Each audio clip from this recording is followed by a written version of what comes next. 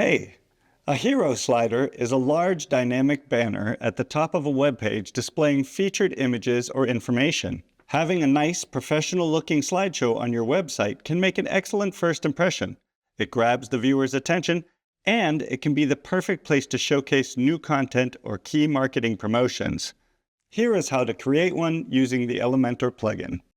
Open Elementor from your WordPress dashboard to start editing or creating the page. Use the search bar to bring up the Slides widget. Drag and drop to create a template. Now you can begin creating the slides from the sidebar. Add an image.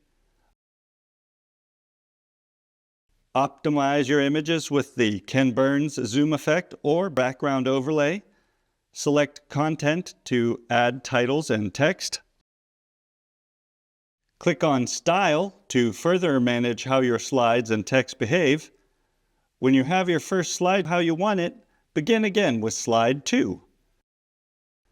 Once you've completed all your slides, you can begin with the slider options.